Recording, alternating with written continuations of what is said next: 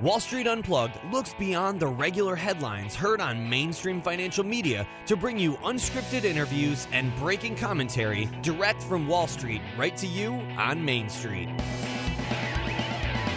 What's going out there? It's January 15th.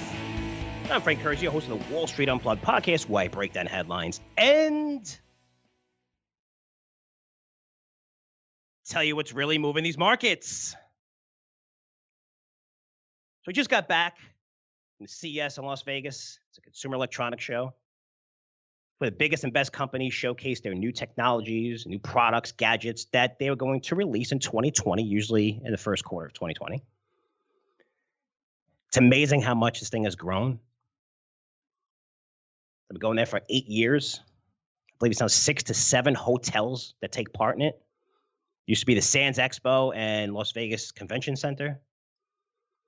If you take all this space of where these companies are presenting in their booths, it amounts to roughly 3 million square feet of space. It's incredible when you think about it. So you're talking around 4,500 companies, including 60% of the companies that are in S&P 500 were there. And over 175,000 people were in attendance. So if you want to put that in perspective, that's 2.5 times the amount of people who attended the Super Bowl in Atlanta last year. That's how many people are there. This year, for the first time, I brought my own film crew, which consists of one person who's actually taping this podcast for me right now. His name is Garrett, who basically followed me around with, I want to say, a 30 or 40-pound camera, just state-of-the-art, walking the floors for 3 days with me, which amounts to at least 15 miles of walking. Taking videos of me, sampling products, interviewing high-profile executives, and some really amazing content. And if you haven't seen these videos, these live streams, right? So I was able to do live streams of different media events and stuff like that. You could see all of it.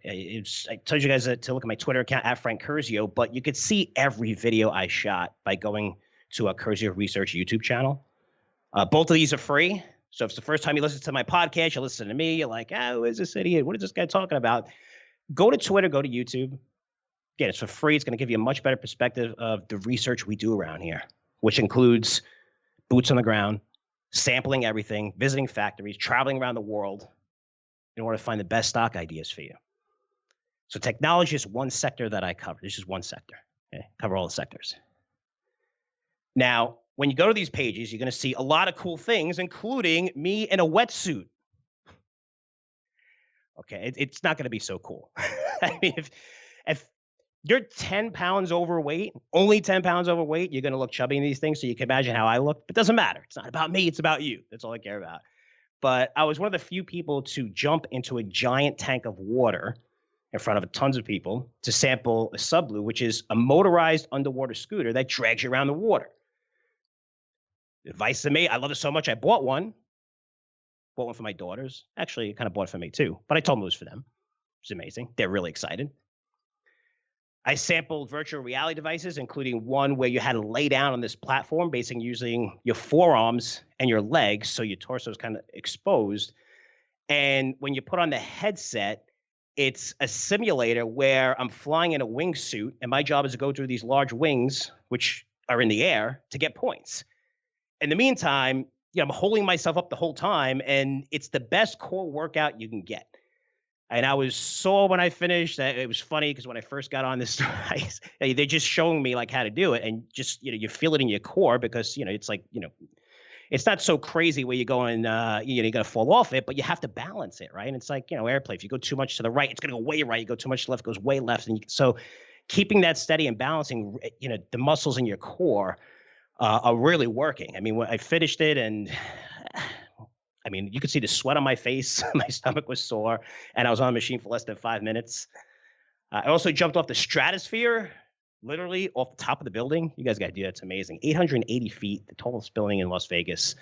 So I have videos of this too. You can see me do that as well. And just before I jumped, along with Garrett, who did it as well, I had a funny message from my lifetime subscribers saying that you're going to know if that investment you made, Curzio Research, was a good one, being a lifetime member, or a bad one in about 30 seconds. It was really cool. It was a great adrenaline rush. I love the disclaimer, which I took a picture of, asking if you had any recent surgeries, back, hips, you can't ride this, or we did not force you to do this. If you die, we're going to remove your remains from the ground as quick as possible so we can continue to generate money for our company. Everything. I didn't have the last part, but everything just about. We're not responsible no matter what. Make sure you're not drunk. It was pretty funny. But I jumped off that building because my daughter, my 11-year-old, who's a little bit of a daredevil, which I love, she asked me one thing. She's like, could you do one thing? Because I'm gone 5 days, a lot for my kids. And I thought she was going to ask for some kind of technology gadget. She's like, could you drop off the stratosphere? I'm like, what? I was like, where did you hear from this? So, yeah, my wife's like, no way, you're not going to do it. Crazy. Don't do it. Don't do it. Don't do it. I said, I'm not going to do it. And then I did and sent them the video. And telling you, it's amazing. They call me, oh my God, you did it. I'm going to show my teachers. It's great. It was really, really cool. So, but the adrenaline rush was amazing. It was great. At the CES, I played Forpheus again, which is the ping pong playing robot. But this time, the robot has more sensors on it. And those sensors include AI, where it measures my mood based on how many times I blink, frown, smile, sweat. And it adjusts to this level, so I'm not getting totally pissed off when the robot's kicking the crap out of me, right? So it's a prototype, but it just shows you the sensors, the AI capabilities, the cloud capabilities, or robotics capabilities. And again, that's Omron with Forpheus, which is a company that's in our portfolio that we're up a lot on. And that was really cool. I sampled luggage carrying robots, which are going to be in every single airport pretty soon. And it wasn't that you had to put a chip on you it was all LiDAR. So it was kind of really cool. So amazing new drone technology. So amazing electric vehicles, self-driving cars, sampled some of the sex toys that were on display. Not sampled that way. Let's get your head out of the gutter. But actually had live demonstrations of how the technology works, which was explained to me by a very nice and pretty woman. But sex tech, which is health and wellness, it was very big this year. First time CES allowed this. And I believe there's about 20 companies. I really liked it. And when we look at this topic, when it comes to sex, right? We all have it. We all like it. But we, and by we, especially women, you can never talk about it. You're not allowed to talk about it ever. This opened up the conversation of how sex is healthy for you. And health and wellness, it was a huge theme. It's going to be much, much bigger next year, the following year. Now that CES relaxed its rules. And by relax, I'm not talking about CES hurting its image, because it actually put new rules into place to limit what they call booth babes, right? So these are usually models with skimpy outfits to draw attention to their booths.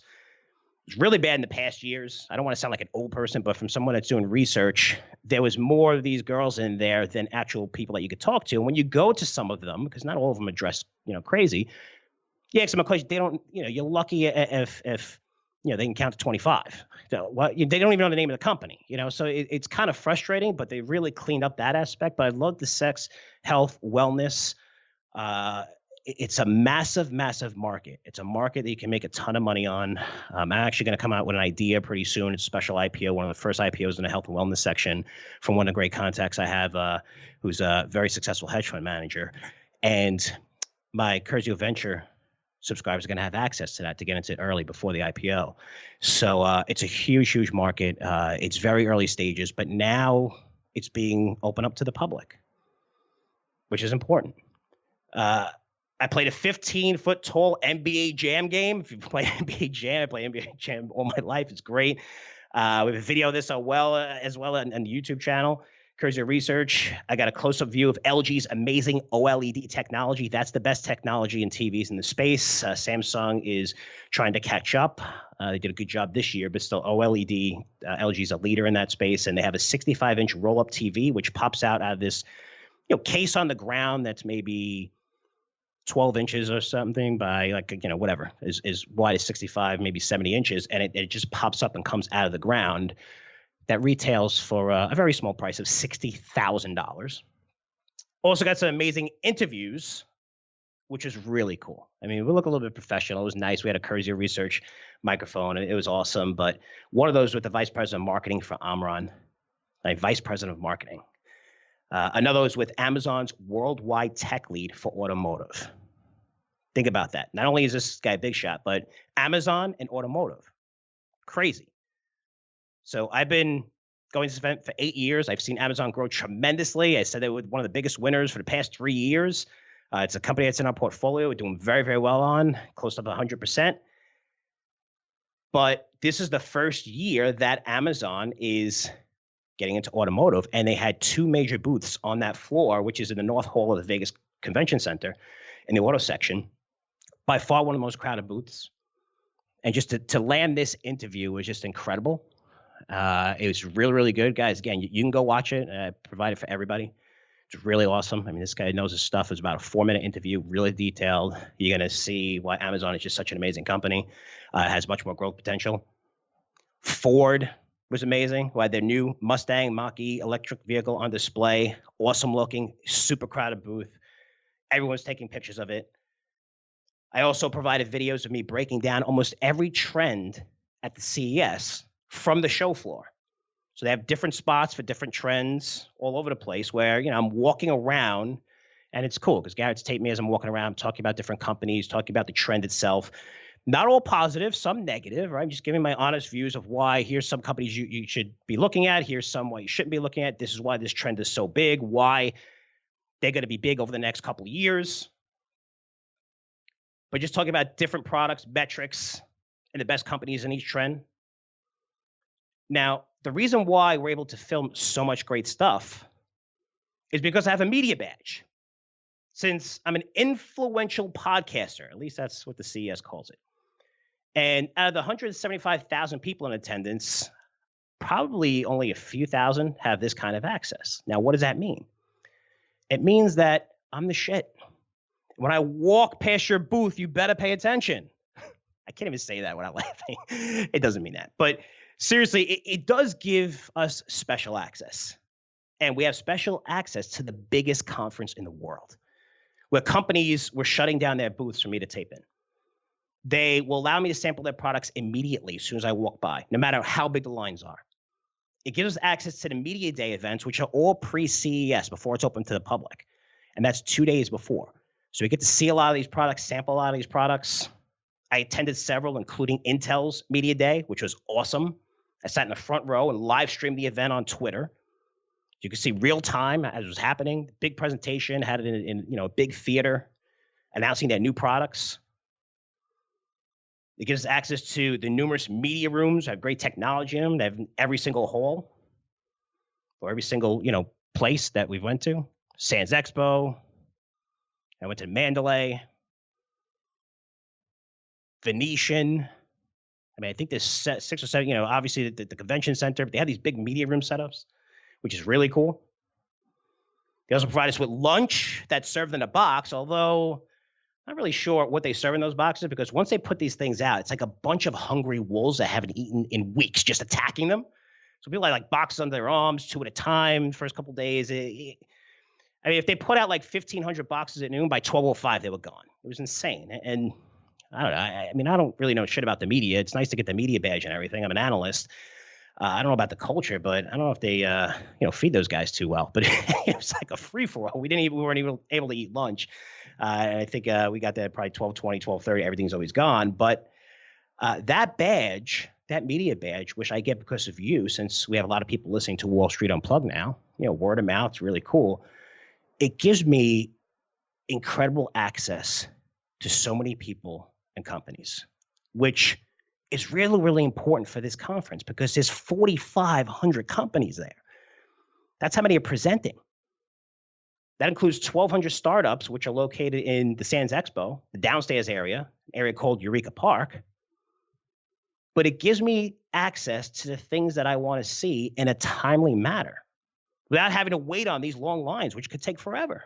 Think about Disney. If you go to Disney, Disney doesn't really have the fast passes. They let you ride 3 rides. But go to Universal, you have the fast pass. Think how much fun it is. I mean, you're going to go on all the rides for 12 o'clock. If not, you're lucky if you get on 4 of the best rides by the end of the day because you're waiting an hour and a half in line. We don't have to do that. So you get everything in a timely manner.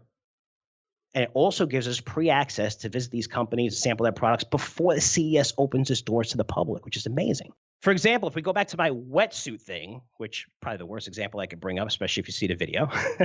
It was 5:30 p.m. Place closes at 6. I believe it was Thursday. And we walk by Sublu, which is a company, and we see a person swimming in this large tank being pulled by this underwater scooter.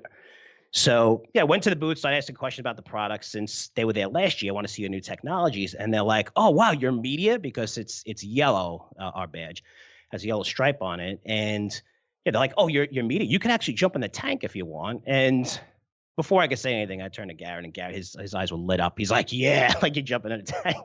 So, I was like, you know what, screw it, let's do it. And I want to sample this product. The device looked pretty cool. And, for me, the only thing I was worried about is they didn't have a wetsuit that would fit me. And it's really nice Asian lady walks over, and she was really cool, really sweet, spoke, like broken English. So I ask her, you have a suit that's going to fit me? And she says, I know we have a large, but that's definitely not fitting you. I said, oh, thanks a lot. And she didn't mean it that way. She was like laughing. And then she said, no, we have a bigger suit. There was another guy much stronger than you that used it. I was like, listen, lady, stop cheering me up, all right? And she was just like, she was very funny. She was just, being nice, but it was cool. I don't know, maybe the most honest person I ever met, maybe too honest, but there was only a small handful of people that jumped into that tank. I would say less than 10 people outside of the members, employees of Sublu that actually jumped in that tank to sample the product. But that's the access, or the kind of access that I've had at this conference for many years. I'm 10 for 8 years. And it's helped me bring back some of the great ideas for subscribers. And many of these names, if you go back and track them, we have everything. Everything's archived. Everything in this podcast is archived. You can see whatever I said. I don't mind when I'm wrong. I'd say I'm wrong. I like covering the stuff that I'm wrong. That's what you learn the most. You got to be right more than you're wrong. I wouldn't be doing this, of course. But, all of our newsletters are archived as well. If you go back and you look at those January issues, just look at some of those stocks that we recommended. I recommended names that are being talked about now that are up 100, 200, 300%. Because people are just talking about these trends now. So we have lots of triple-digit winners, great track record because of having this access, because of having you. So thank you very much for listening to this podcast, able to give me that access. And for me, I want to return it by being able to provide lots of information on these trends, lots of information on stocks, things, not just the positive things, which you hear about, but also the negative things and things you need to avoid. I mean, but doing this for 8 years, it's kind of amazing how technology is all the rave now, right? It's all the rave. Everybody loves technology. The 4 biggest companies, S&P 500, are technology. A couple of trillion-dollar valuations, $1 trillion valuations. It's incredible. I think it's Microsoft and Apple. Amazon's pretty close to that. Google. But this is a sector that's outperformed the market almost every year since the credit crisis. That includes last year, where the sector averaged over 35% gains. But while everyone is jumping on the bandwagon, for the past 8 years, I've been talking about these trends on my podcast, getting in names before these stocks and sectors are talked about everywhere, like smart cities 4 years ago. It was amazing. We had a company called Silver Springs in a portfolio that got bought out, and it got bought out by a company called Itron. And that's what most people never heard of Itron. It's in our portfolio. It's up 60%. Another company that, we were early on. And now when you look at smart cities now, it's unbelievable. I mean, there was like a dozen companies there 2 years ago, maybe 25, 30. Now there was over 100 companies, smart cities. It was a major section. It was in its own hall. And just to see how that sector grew, it's pretty cool. But now everybody's talking smart cities. You don't want to invest in things when everyone's talking about it. You want to invest beforehand. And 3D printing 7 years ago, then 6 years ago, saying that this floor space is shrinking and shrinking and shrinking. This is not going to be on the consumer level. 3D printing had a very good showing this year, though. First time in about 5-6 years. And wearables, talking about the Internet of Things. I mean, I was there when Chambers, Cisco's CEO, said there's going to be, I think it was 12 billion devices connected by 2020. And I was like, this guy's crazy. I was like, what are you talking about? Because I just thought, hey, there's 7 billion people. Not everyone's going to own a phone and a computer. He wasn't talking about that.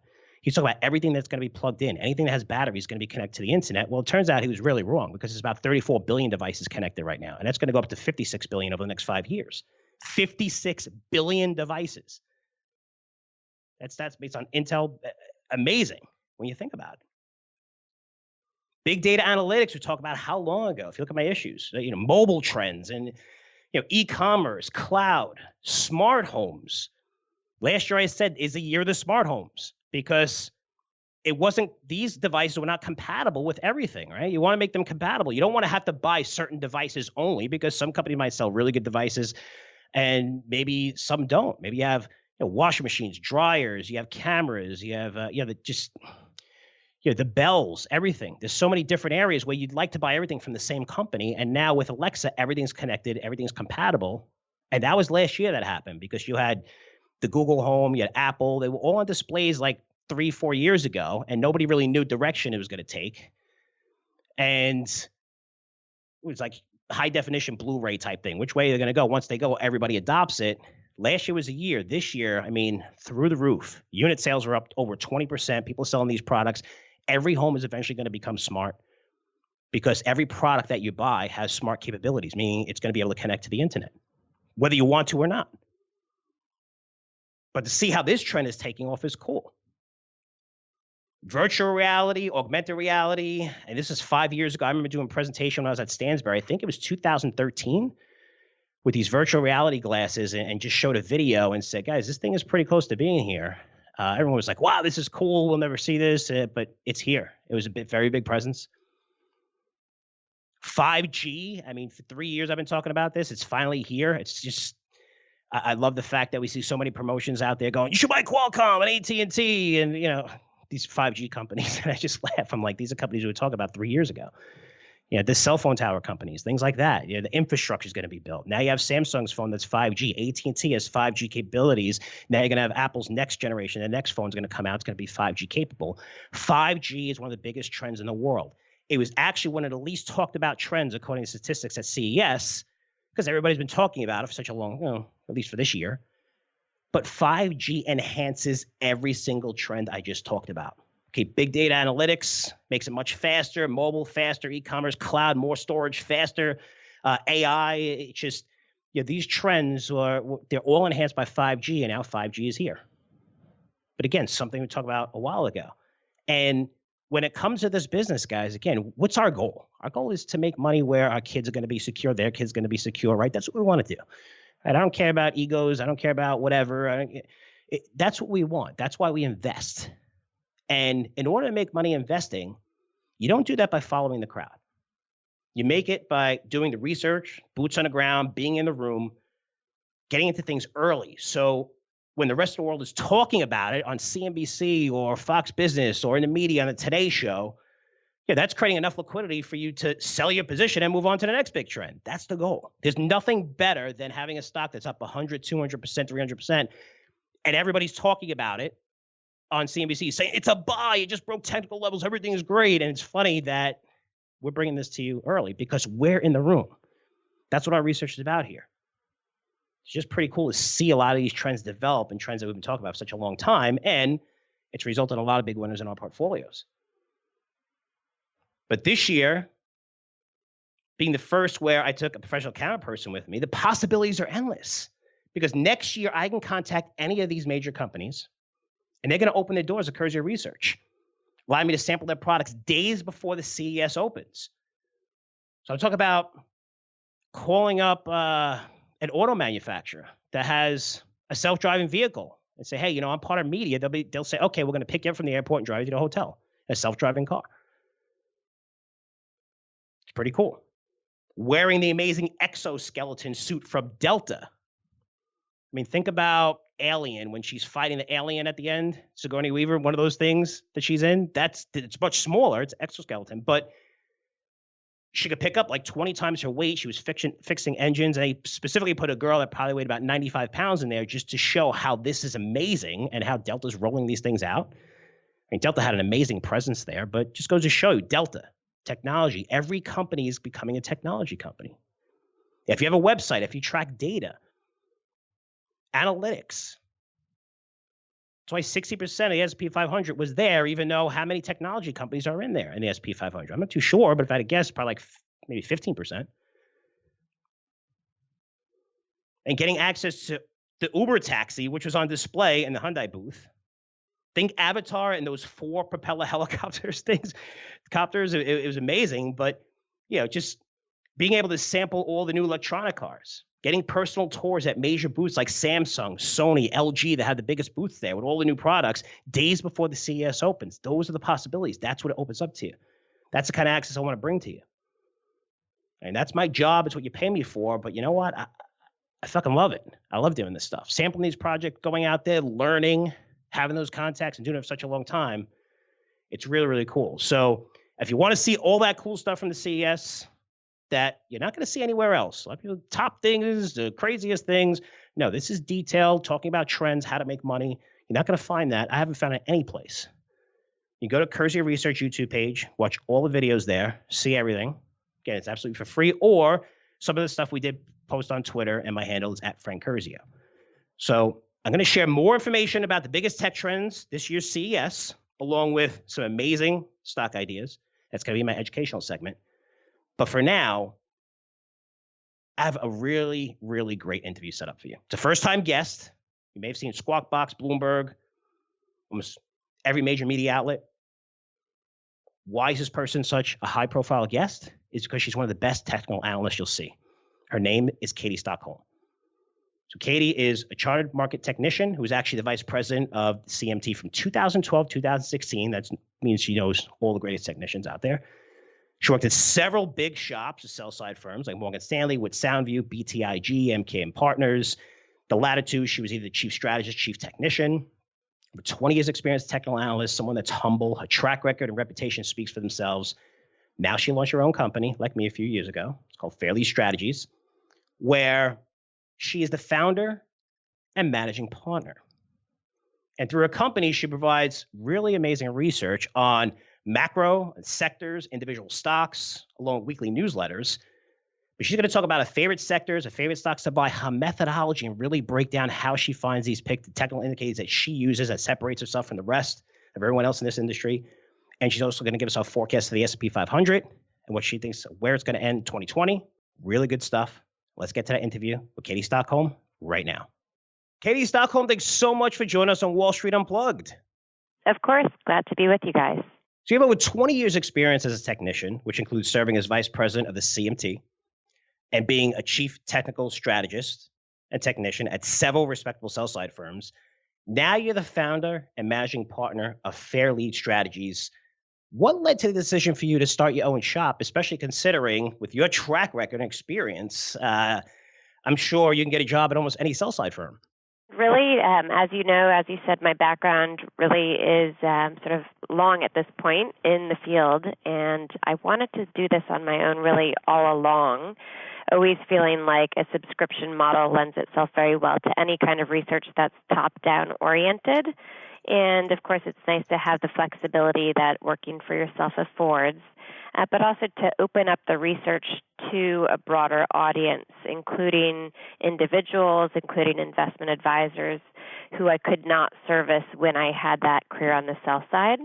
So now in my own seat, I am publishing research that looks very much like what I did on the sell side, and also providing consulting services, but happily I'm finding myself not spread as thinly as I was then and able to provide really a higher level of service, which was another one of my goals.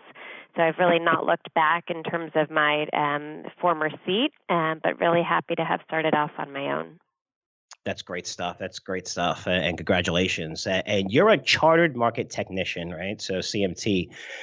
Think that, Association for Professional Technical Analysts. I guess you could think like, for our audience, a CFA for fundamental analysts, if I don't know if that's comparable. But for my listeners who are thinking of having a career as a technical analyst, how does one get that designation? The CMT designation for me has been invaluable. I received it in 2001, so it kind of dates me. And yet, of course, the program has changed a lot since then, so I'm not probably the best resource in terms of how it looks today. But it is a 3-level exam process, very similar to the CFA, and yet the audience for it has historically been smaller, and therefore I think it really differentiates folks when they can put that CMT behind their name and really get the foundation in technical analysis that the exam, studying process really affords. So it has been invaluable. I think it differentiates folks. It also gives them kind of real, life skills in terms of investing, where if they're not even using it in their career, they can certainly use the tools that they learn about in their own personal investing. So it's offered through the CMT Association. As you mentioned, I was involved in that organization and still try to stay involved on a different level. They're great. They really are educating not only Wall Street but Main Street about technical research. Now, when it comes to fundamental analysis, right? Fundamental analysts will look at so many different things, right? So you can be a fundamental analyst and have two totally different styles where they could look at EBITDA, sales, cash flow, insider buying, the experience of management, ROI. There's just so many different indicators everyone uses differently. I would think it's definitely going to be the same with technical analysts. So what is your methodology? What is something within that you do to separate yourself from everyone else and all the other technical analysts out there? Well, we all look at things different ways, as you mentioned, and there's so many tools at our disposal. So I don't think there's any right answer to what we should be using, except that, to find something that works for us, right? So over the years, I've had mentors who have shown me various tools that they use that I've adopted and made my own, and therein created a methodology almost by accident. I do tend to look at the market from a top-down perspective, starting with, primarily U.S. equity-centric, starting with things like the S&P 500 and things that I would consider to be macro-technical, securities. So looking at treasury yields and various ETFs that represent sectors, currencies, commodities, anything that really impacts U.S. equities I have an interest in. So I start with that, and when I'm looking at a chart, the first thing I'm looking for is the prevailing trend across various time frames, and then also support and resistance, because the support and resistance, which is also known as potential areas of buying pressure and selling pressure, that can tell you, or it can give you information about the risk-reward from that security. So it's really invaluable when you can get adept at identifying these levels that may hold importance. So that's what I'm looking for primarily, and then I consult technical indicators. So just like a fundamental analyst, I have a lot of indicators that I adhere to enhance my top-down views or otherwise. There are things like trend-following devices, so moving averages, the MACD indicator, which is a derivation of a moving average.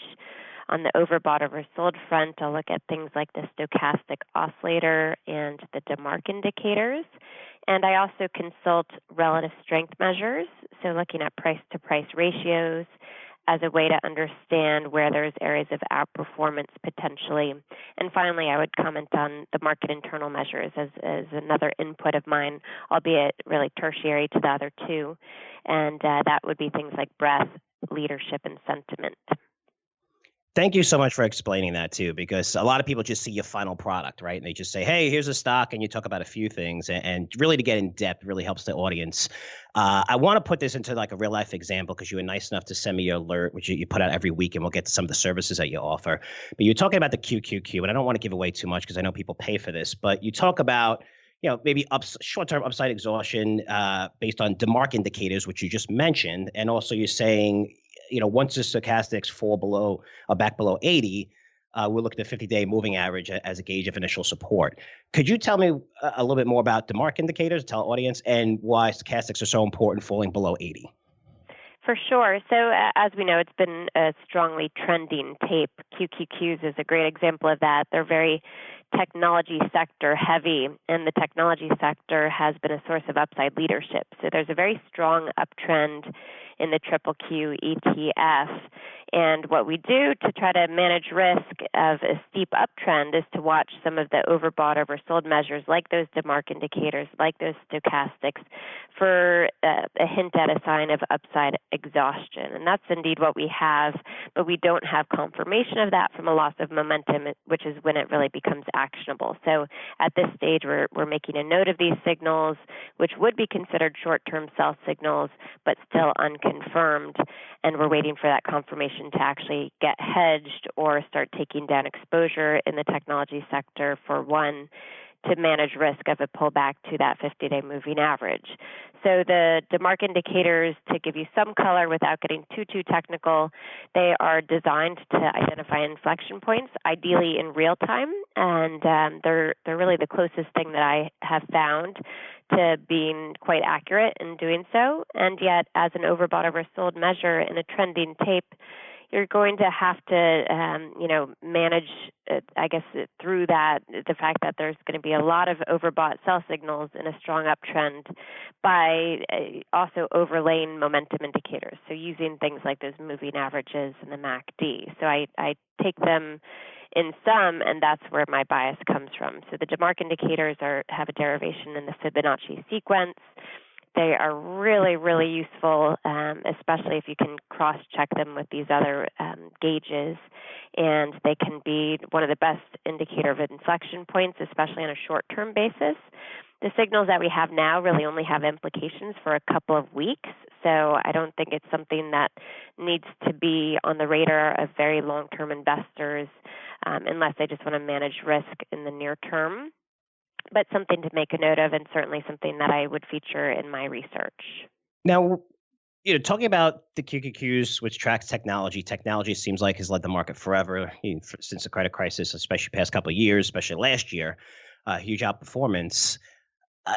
What about the rest of the market? And I know it's hard to say because a lot of these are weighted, and when you're looking at the four biggest technology stocks, the biggest companies in the S&P 500, they pull a lot of weight in those indices. But what are your predictions, say, or some of the things technicals telling you about where the market is heading, maybe next 6 months to a year, or time frames? Because I would think the better gauge might be the QQQ, but are you getting a different reading for maybe the S&P 500?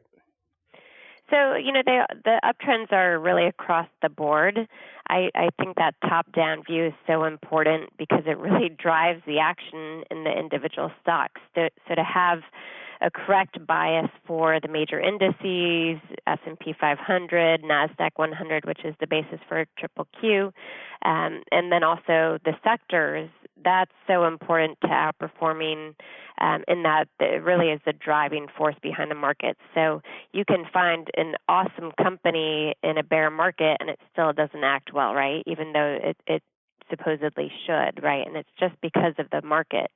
And the same goes in an uptrend. So I really want to make sure that I start top down and let that trickle down into my biases on the individual stock level on the bottom up work that I do, which for me is really looking at a lot of individual stock charts. So not to be confused with the bottom up work that a fundamental analyst would conduct. So I think both are important. With the sector work, I think technology leadership has proven to be, quite strong. Obviously, over time, the exhaustion signals there, like I said, are only short-term in nature, and that goes for the relatives as well. Naturally, when we do see a market pullback, you tend to get downside leadership during that pullback from higher beta stocks, of which many can be found in that technology sector. So that would be natural development. But there are other sources of long-term leadership, in my opinion. We saw in Q4 last year some breakouts in the relative strength ratios of financials and healthcare stocks. So that was somewhat compelling to me. And then we can use a short-term bias to look for oversold bounces in various sectors to find little spots of outperformance. I think as long as we have a couple of sectors, especially if there are these big heavyweight sectors exhibiting upside leadership, that then, of course, translates into a strong tape.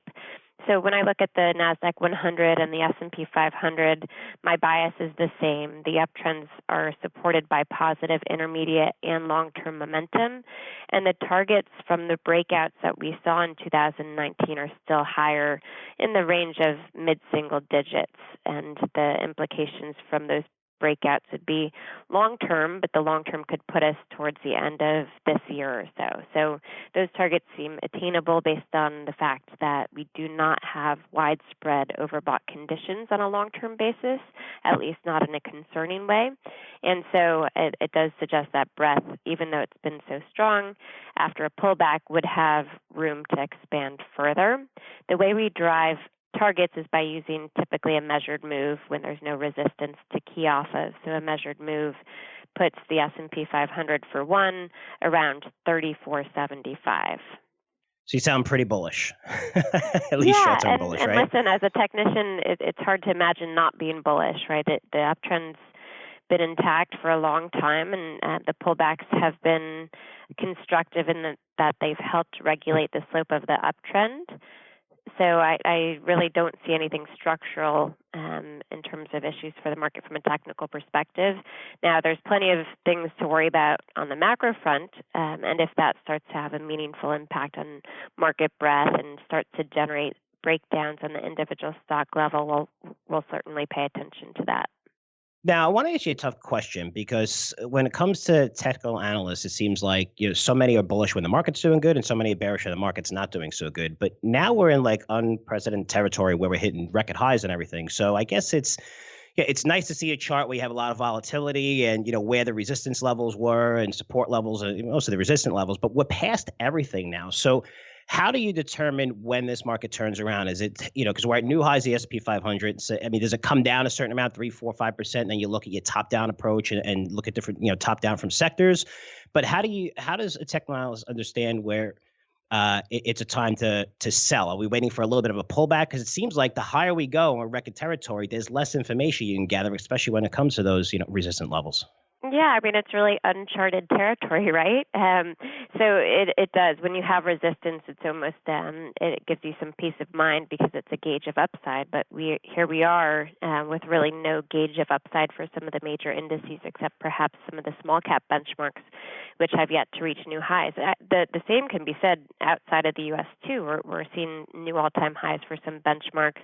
The Stock 600 for one just cleared final resistance in what appears to be a nice big long-term breakout.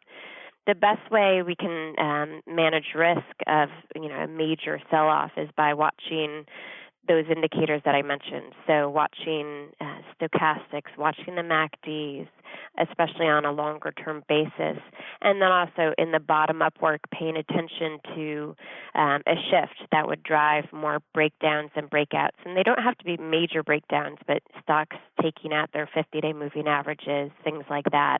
When you start to see that and it becomes epidemic, and it starts to be a real drag on the breadth measures, so one of those market internals, things like the cumulative advanced decline lines start to pull back in earnest and make a lower high.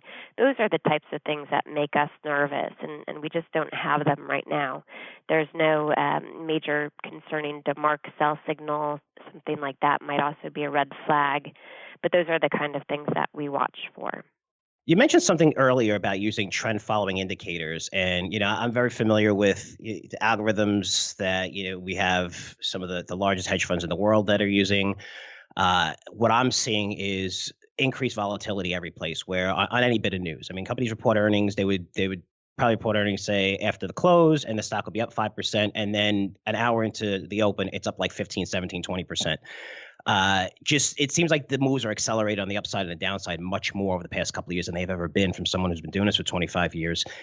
Does that influence your strategy at all? Because it seems like we're definitely seeing more volatility around news events than we've ever seen, where these stocks can move 10, 15% a month, where we were kind of used to them not moving that much. I'm not talking about if you have terrible news or you blow the earnings and guidance, or if you blow out the numbers and the stock's going to go where it's going to go.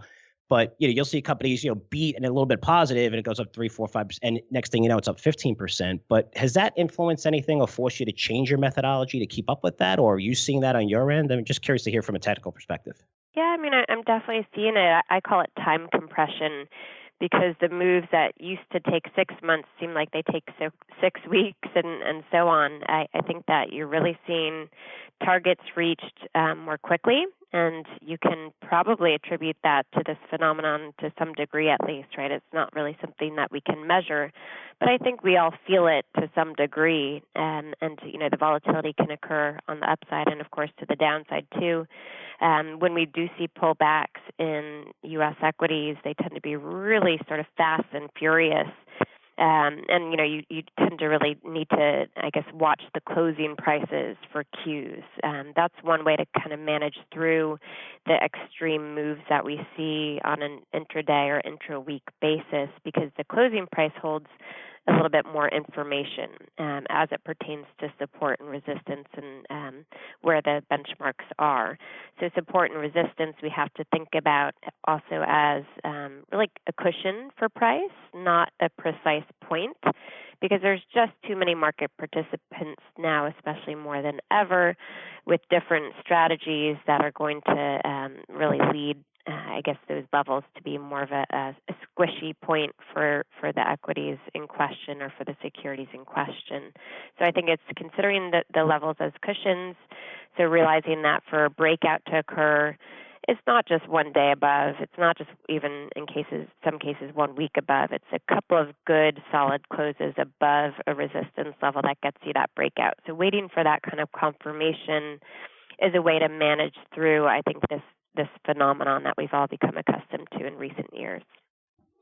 Okay, so last question here, and thank you so much for answering all my questions. Of course. My audience loves this part where my guests usually share individual ideas. Do you have anything that you like, or maybe even the long side or the short side right now? We are taping this on Wednesday. It's going to publish in a couple hours, guys. So this is timely. This is good. So I was curious if you had any ideas that you could share with us. Yeah, I mean, of course, so in our research, we always have long, short ideas on the individual stock level. And we recently added Gilead as a short idea. So that would be one that I'd highlight. I think, the short idea is we have to keep a short-term time horizon on in a bull market. So I'd keep that in mind. But it looks like Gilead, it's a long-term underperformer. It's seeing what we call a MACD sell signal, which really translates as a loss of intermediate-term momentum within a long-term downtrend, a gradual long-term downtrend. So I don't know much about the fundamentals of the company, but when you look at it relative to the broader market, you can see that there's probably some reason it's underperforming. The downside to support is somewhat significant for that stock, so that's one that I would highlight on the downside. And then on the upside, I think generally I'm telling people to wait to add exposure, but there may be some opportunity near term to take advantage of stocks that actually underperformed in Q4. In that they had more defensive properties, so therein lagged the broader market. And now, with the bull market still intact, but the potential for a pullback to develop, I think there's some potential to add exposure to some of these utilities, as one example. So we have on our long idea list, Ameren, AEE is the ticker on that one. So as a long idea that could do a little bit better during a broad-based pullback, but also still in a long-term uptrend and looks healthy in that regard. That would be one idea that I'd highlight. Okay, so let's end with this, because you talked several times saying we just published this, we published that, we published a report. Talk about some of the services you offer at Fairlead, because you have a basic plan, an access plan, a premium plan. Can you break those down for me? I'd be happy to, yeah, and thanks for the opportunity.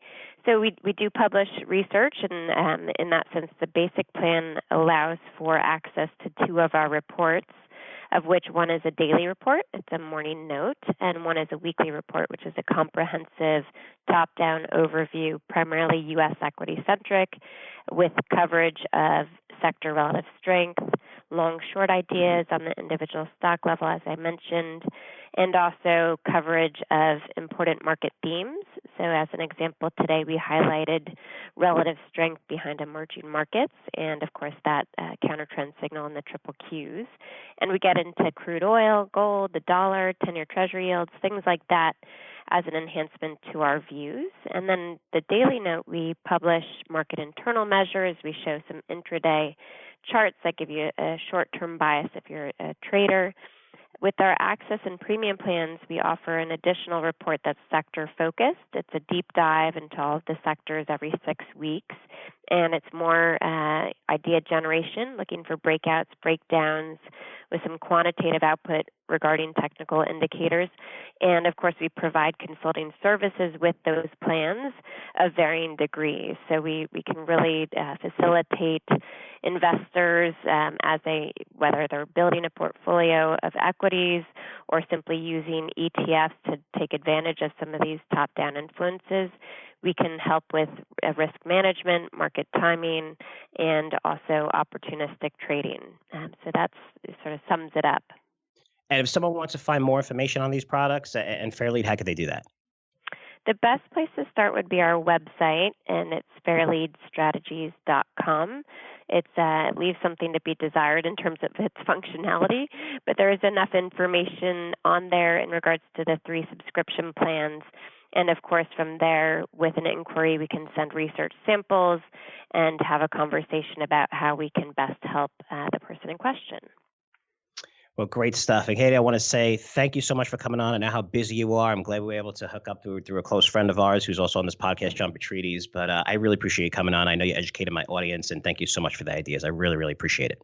Of course, Frank. Thanks for the opportunity. Appreciate it, too. Great stuff from Katie. There's some tough questions there. I love technical analysis. It's something that I use for my recommendations, more fundamental and technical, but it's important to know, where the risk and support levels are just to get into some of these situations. You don't want to try to catch a falling knife, but I thought she was great. I mean, I always say the same thing. This podcast is about you, not about me. So let me know what you thought at frankcurzioresearch.com. That's frank@curzioresearch.com. And I also want to give a shout out to John Treaties, who was on TV with Katie and said, hey, you know what? I have someone who has a great podcast that give you some exposure and, for all the products and services that you have. And, I want to thank John for that. But again, it's all networking, right? That's how you get great people. That's how you get in, those doors open for you. So, I want to thank John for that. And John will have on pretty soon. I usually have him on every quarter to discuss everything. And he's really gloating because he won his fantasy football league that he keeps texting me about with his son, which I'm jealous because I lost both of mine. I did make the playoffs in both, but I did lose both of them. So let's get back to the CES. Okay, I covered a lot of things that I saw. Now let's go into the individual trends, and I'll share a few ideas for you. Obviously, I'm going to save my best ideas for my paid subscribers, but there was amazing things I saw. It's probably the best CES in at least the last 4 years. What surprised me were the once boring sectors that seemed like that were out of favor last year. Drones.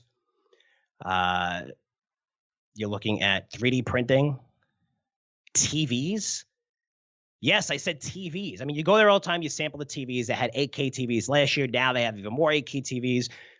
They get bigger, which is amazing. The picture quality is great, but there's a lot more details in these. I'm going to cover this sector in a minute. And let's start with drones, which now have facial recognition technology. Of course, much better cameras. But the big theme throughout the whole show and why drones took a leap forward is the intelligence, right? They're tracking everything. They're storing the data on the cloud, predicting behavior. They're more durable than ever. So one demonstration when this girl was operating a drone and she purposely crashed into the side walls where the old drones, you had the propellers and it would break the propeller or stop it and, just fall. This had like a ring protecting them and it could bounce off of things. So you didn't have to worry about hitting things and you're going to break your drone. It's going to get stuck or whatever. I thought that was really cool.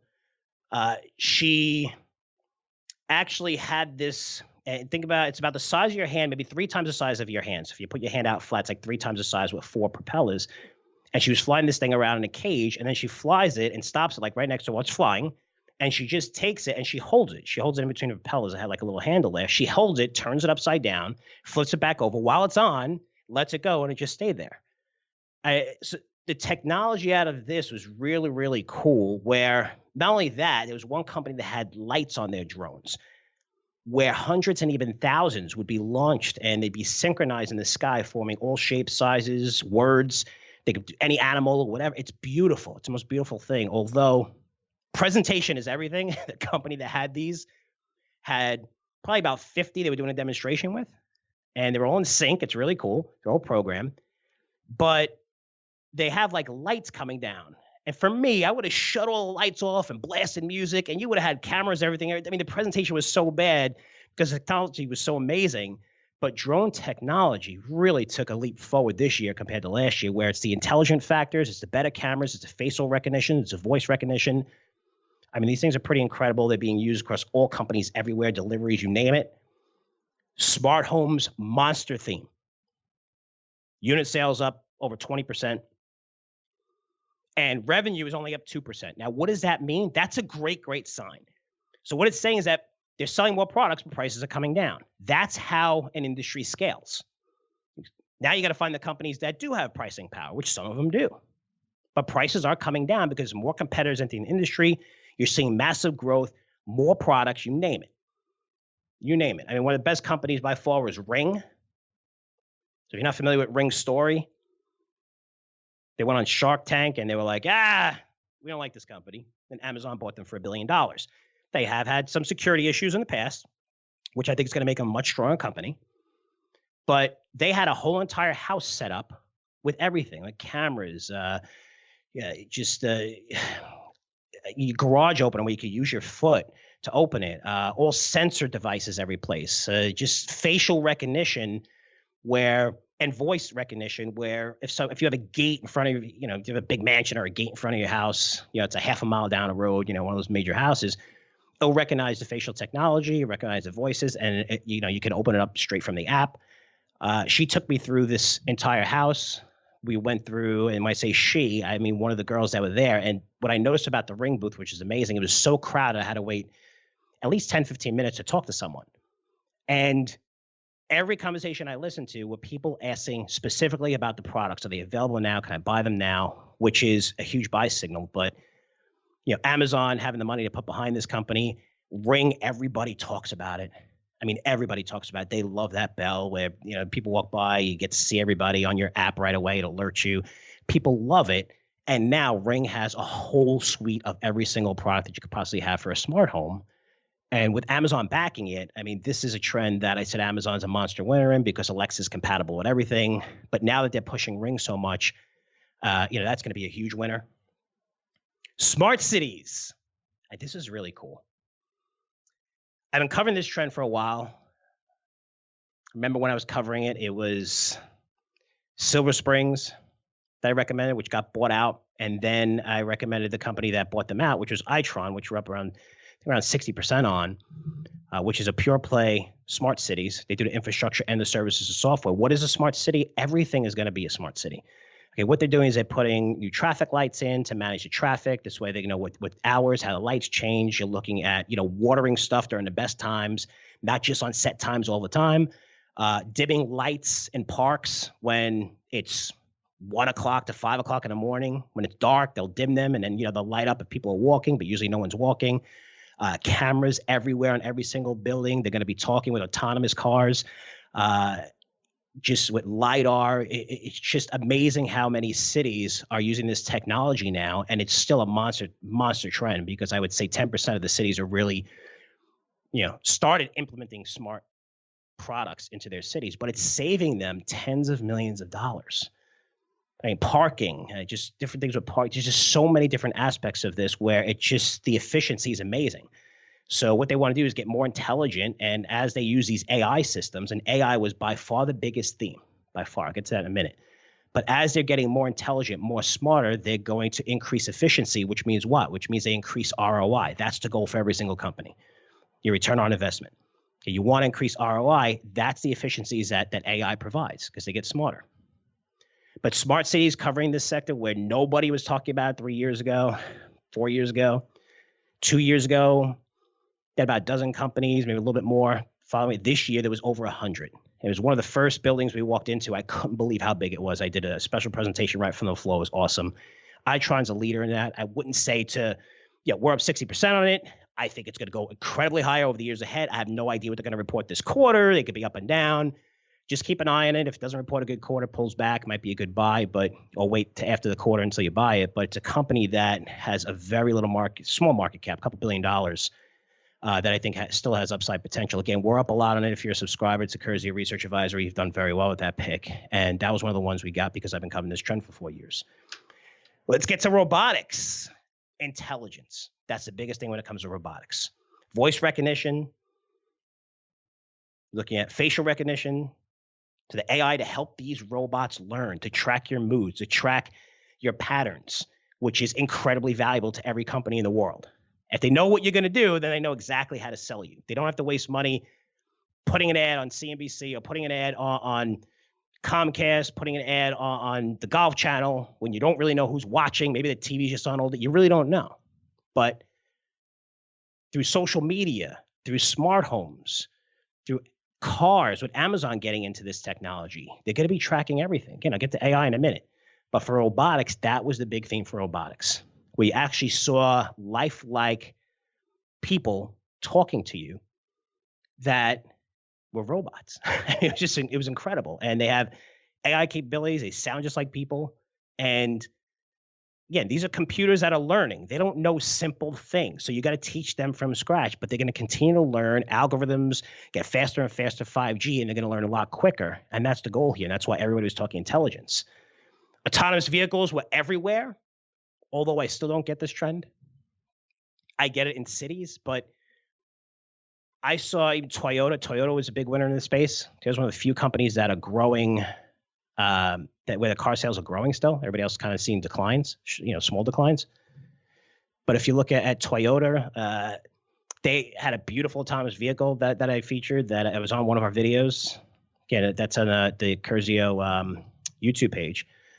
But it's a beautiful car. It was actually blinking while we were taking video of it. And I was talking. But the thing is, when I look at these cars, it's something. These cars are so nice. It's something I want to drive. If you're a young person, you want to pull up in front of a hotel and get out and drive and say, yeah, this is my car. You don't want to get out of the back seat. I don't want to jump in this thing in the back seat and say, okay, drive me to the store and drive me back. No, and I think the car companies just don't get that. I think they're like, autonomous is great. And there's different levels from level 1 to level 5 being fully autonomous, no human interaction at all. There's some cars that are like that. But before we get to that, it's going to take a very long time. I mean, easily over a decade. But to say the whole entire market's going to turn to that, I don't know. I'm not there yet. People like to drive. They do. I like to jump in my car and drive. But anyway, some amazing cars, and that's electronic vehicles everywhere. Amazon was a big winner here, launching their new technology, partnering with almost every auto manufacturer since they're already cloud clients for AWS. And if you get a chance, seriously, I said this earlier, great interview. I couldn't believe it because I asked if I can get an interview with somebody, and they had, I think it was one person, another person said, we're going to get somebody else out here. And he was, basically one of the biggest guys in the auto sector for AWS, for Amazon, which is amazing. It's like a 4-minute interview. He covers everything of why the sector is going to be huge. First time Amazon was on the floor in the auto sector. And man, did they have a major presence, and that booth was incredibly crowded. So it was a good interview. It's going to be a big winner in that space. If you have a membership to Dollar Stock Club, I provide an old school name here that has amazing technology. This is through electric vehicles, company not too many people were talking about. You're not really going to find any place. That was a company we recommended, Dollar Stock Club. Again, it's $1 for that subscription. It's me giving back to everybody, where we take a pick from, each week from the guests that I have. And sometimes I'll mention on the podcast, sometimes they won't. Katie's pick that we're using this week, she did not mention on the podcast, but I know that she recommended it. She sent me her research, which is cool.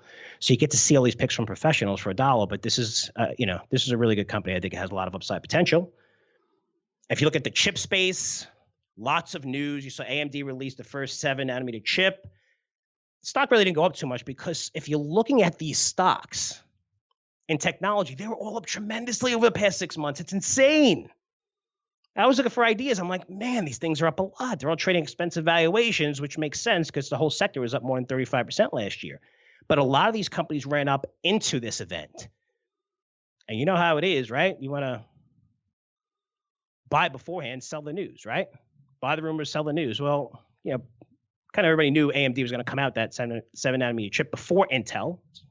Probably knew that 6 months ago. NVIDIA, Qualcomm had some great announcement, great products. Snapdragon for Qualcomm, NVIDIA, new chips, graphics. Intel released its new Tiger Lake processor, which is amazing. I saw this close up. I was able to go to the media day a couple days before to see this presentation. CEO Bob Swan came out, and then they had a Netflix person come out because they have the best technology, compression technology, where Netflix is a customer. They had one of the top executives come out from Netflix and talk about this. But streaming right? Monster trend. Still, I don't know companies that are making money off this trend yet. That hasn't been proven. There's not a proven business model in streaming where people are making money. Nobody is. If you look at every single company, all the way down the line, they're all losing money on this. Maybe they'll make money on the back end, right? It takes a lot of money to produce this content. But when it comes to streaming, if you want to know who's going to win with the services and all the compressions, that's Intel.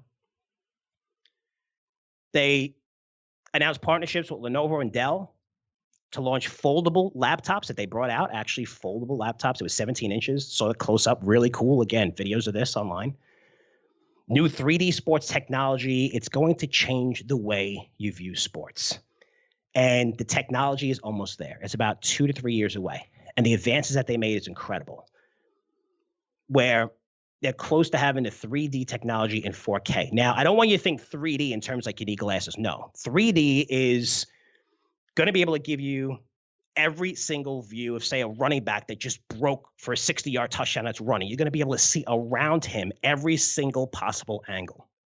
And they showed the technology and it works, but the picture quality is not, they can't get the picture quality that great yet. It's advanced tremendously from last year to this year. And in the next 2-3 years, you're going to see this in 4K.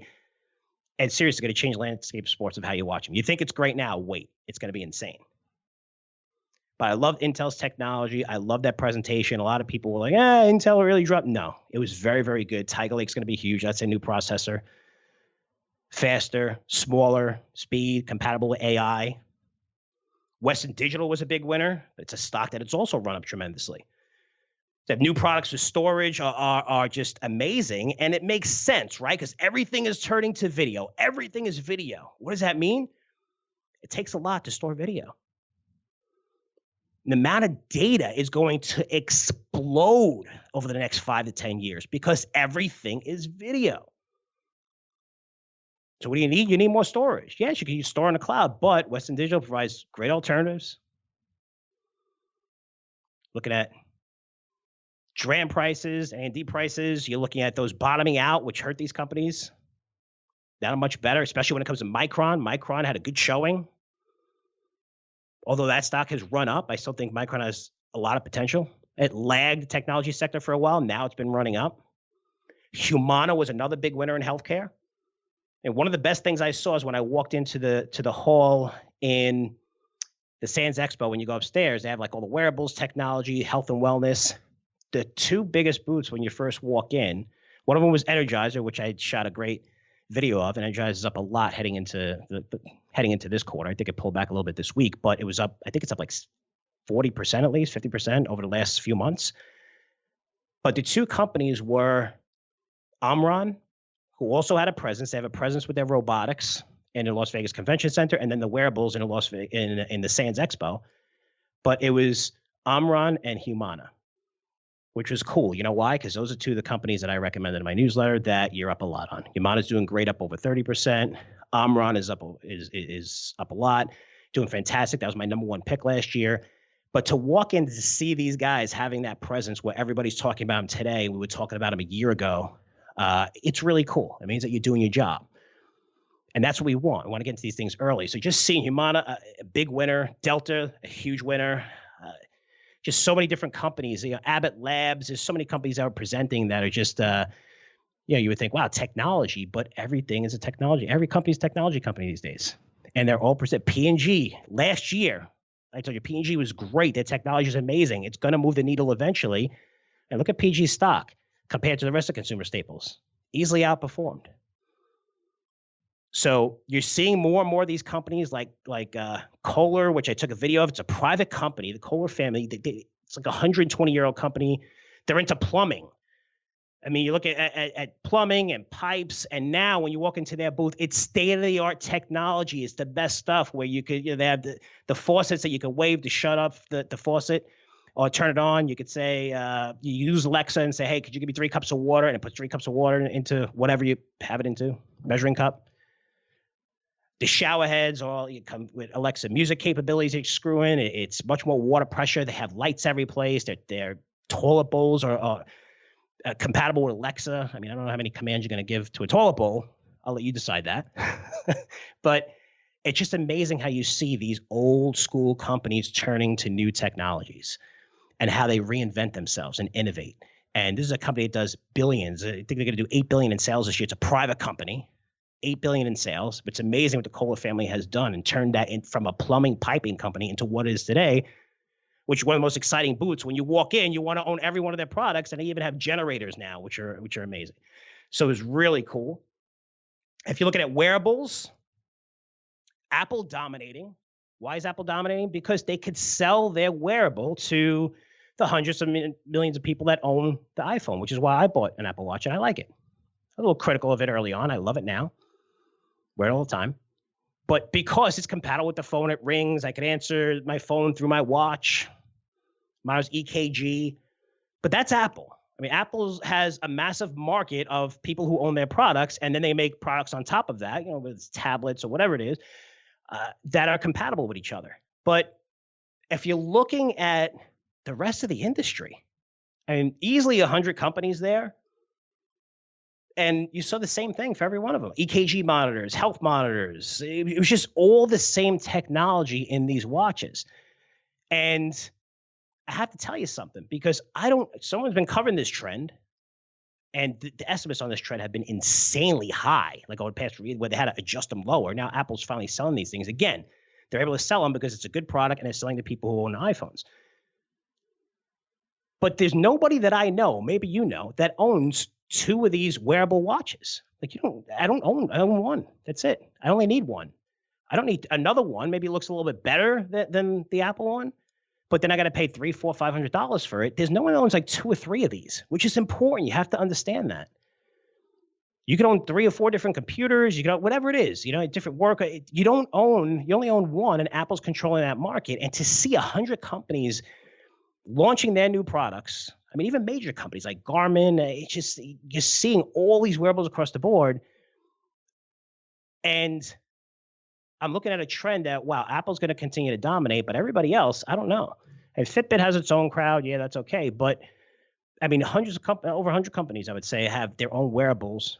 And there's no like state-of-the-art technology other than Omron, which was really, really cool. It measures your blood pressure through that, and specially made for people who have heart attacks and irregular heartbeats and strokes and stuff like that. That's pretty amazing. But there's nothing that separates them from an Apple Watch. And it's a low barrier of entry industry where anyone can get in. So when you're looking at wearables, just be very careful. It's like GoPro and the cameras. I mean, GoPro had a monster booth not too far away from Samsung, prime real estate. There was no one really in the booth. You're selling your Hero 8. Last year was a 7, year before it was 6, year before it was 5. They had an advertisement, sign up for services, get a year for free, which you're not supposed to advertise at all. I covered that in a video. You're not supposed to advertise at all. It's really supposed to sell your products, especially on that main floor. But there was 2, 3, 4 companies I saw with better technology, better cameras, better 360-degree cameras that were cheaper. Same with wearables. It's tough to get into industry when you have no pricing power. That's one of the reasons why I think there's going to be a lot of companies making mistakes getting into the streaming business. There's not pricing power in that industry, and it costs a shitload of money for content. Again, covering everything individually. So stay with me here, guys. Stay with me, because I'm getting to the biggest trends. One of them was televisions. I've been going for 8 years. Televisions, he has to get bigger, 4K, 8K, better quality, flatter screen, thinner, lighter. Usually the margins are very, very low. If you look at TV, the average TV size people own right now is 50 inches. But prices are coming down tremendously. You're looking at revenue year over year is up low single digits. But if you're looking at unit sales, it's up a lot higher, meaning more and more people are buying TVs and the prices are coming down. So they're able to scale even more, which is why the average TV size is flat screen 50 inch, which is great for Best Buy, because Best Buy is one of the few companies that installs all this stuff. And it's getting harder to get the color right and really, unless you're really tech savvy, surround sounds, installing it on the wall. Everyone's going to use Best Buy, and most people are going to use Best Buy to install it on their wall, because it's a big project and you don't want to mess it up, miss the beam, that TV falls, you're done. So Best Buy, they're killing it, 52-week high, all-time high. It's coming recommended for at least 3-4 years. But if you're looking at TVs, the biggest thing with TVs is they're all smart. What does that mean? It means that they're connected to the internet. You're going to have all these apps. Think about that for a minute. because we're used to Google, Facebook, Apple, Microsoft tracking everything we do. The Microsoft tab, you buy a laptop that has Microsoft Windows on it, it's so shitty, it pisses me off. Because the default settings, not that you check this, the default settings, unless you change it, seriously, basically say, we're going to sell everything that you have, everything you do, track everything to third parties, and we're going to make a shitload of money on you. Those are the default settings for these things. So you can expect to get tracked through your mobile phone, you get tracked through the internet, that's okay. But with TVs, now that they're smart, now you're looking at Samsung, LG, Sony. They're going to have access to this data. It's pretty crazy when you think about it, because when you throw AI on top of that, every company, every major company, this was by far, AI was the biggest theme by a mile.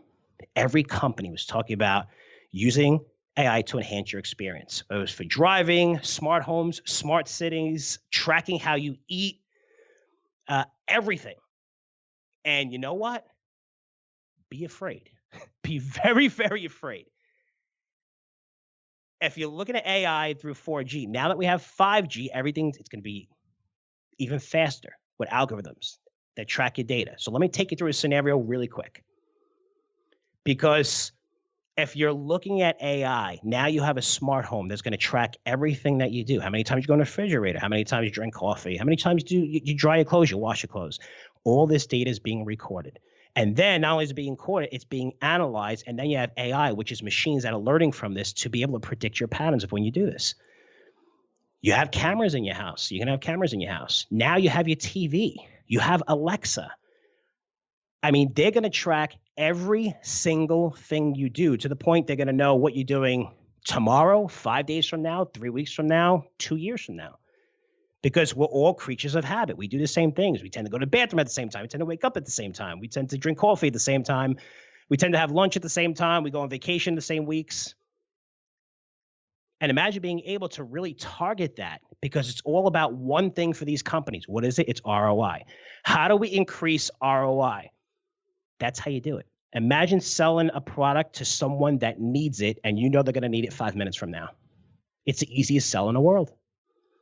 That's what it's coming down to. But these TVs are going to be able to track a lot more, where it's not just the big technology companies like Google, Facebook, Apple, Microsoft. Now it's Samsung, LG, Sony, the smart home manufacturers that store a lot of this camera data on their cloud. They're all tracking you. It's really, really crazy. But if you're looking as a whole, where you have P&G, Abbott, Delta, DuPont, Weber, Bridgestone, right? All these companies talking AI. And they're not really considered technology companies. But again, if you have a website, you're tracking data, you want to know your customer, you want to increase ROI, now that just about every company in ASP 500 is considered a technology company. It's the reason why I continue to see amazing companies presenting. It's utilities, consumer staples, mining materials. And John Deere was at the CES, which, by the way, John Deere displayed one of the biggest tractors you'll ever see. It was fitted with an ultra wide. It was a 120-foot carbon fiber boom. It was just incredible. I had no idea how they got this thing in there. Where the tractor is enormous, and it incorporates the Internet of Things with artificial intelligence. Now, how can you say, why is that a big deal? Well, this tractor, which showed Drew that 120-foot carbon fiber boom, which sprays down, right? She goes through these massive fields, but instead of dusting an entire field with whatever pesticides, not the entire field needs pesticides. Maybe it's just certain areas, which is the case a lot. So now it's just going to spray chemicals in certain areas. What does that mean? It means that the chemical companies or John Deere would save money, right? It means that they're getting more intelligent. It means that you don't have to worry about more extra pesticides or whatever, chemicals being on your food, whatever it is. But these things increase ROI. They sound simple, but it's not like, hey, let's spray this entire field. No, you see the area over there? That only needs to be sprayed. How do we know that? Because we've been tracking the data. We're looking at this for 2-3 years now, measuring the crop yields, and maybe they're not the same in all areas. So really, really cool stuff. And guys, you want to see the work I put in, all the videos, yes, even me jumping off an 880-foot building. Again, since that was the only thing my 11-year-old asked me to do. But all my videos, interviews can be found on our Curzio Research YouTube page. And if you're a Curzio Research Advisory subscriber, we pushed the issue out to Friday because I was at the Consumer Electronics Show. I have lots of ideas. On Friday, you're going to receive a complete breakdown of all these trends, much more details than I explained today from CES, including the biggest winners and losers. And also, I'm going to share my favorite tech stock to buy right now, which is a 180-year-old company that's using amazing new technology to disrupt an entire industry. It's a fantastic name, one that wasn't really talked about much. It's a company you're going to be surprised, one that's not like a staple that you're going to hear about, but it's a leader in their industry, and man, it's going to be even bigger for them. So I'm very, very excited. It's one of the few stocks I found that's dirt cheap and has incredible growth potential. So expect to see that issue in your mailbox on Friday. If you're a Curzio Venture Opportunity subscriber, you're going to receive my favorite small cap name that I think has unbelievable upside in a sector that everybody used to hate. So it's a name you probably heard of that's made some amazing strides over the past 5 years, restructuring itself. And over the next 5 years, it's going to be incredible. You're going to see those gains a lot sooner. But just set up to be one of the biggest players in this industry that used to be depressed. And now next year, believe me, it's going to be the talk of the town, this sector. So you're going to receive that issue next Wednesday. So guys, covered a lot of stuff. I know it was a long podcast, had a lot of fun there, but my job is to go out there, find the best ideas. Having this access is because of you, because we have so many listeners to this podcast. And I just want to say thank you. And hopefully you enjoyed this podcast. And this is just one sector that I'm covering. I cover everything else in mining. By the way, with mining, I was supposed to speak at the Vancouver Mining Conference. I think it's next week, but personal issues, which is a good thing. My mom is actually coming home this week. She's been either in ICU or at rehab facilities for over 3 months, and she's finally coming home. And since I'm the one that's here, I want to be able to take care of her for a couple of days, and there's going to be nurses there, but really, really good news. But unfortunately, I'm not going to make the Vancouver Resource Investment Conference, which I love. Maricatusa, Cambridge run it. It's a great conference. You guys are going to have a lot of fun there. I know there's a lot of people listen to this that like to see me there. My apologies, but I'll be attending the Sprott. I think that's in July, and other mining conferences where I could see in Vancouver on the West Coast. So guys, questions or comments, email me, frankcurzioresearch.com. That's it for me. Thanks so much for listening. I'll see you guys in 7 days. Take care. The information presented on Wall Street Unplugged is the opinion of its hosts and guests. You should not base your investment decisions solely on this broadcast. Remember, it's your money and your responsibility. Wall Street Unplugged, produced by the Choose Yourself Podcast Network, the leader in podcasts produced to help you choose yourself.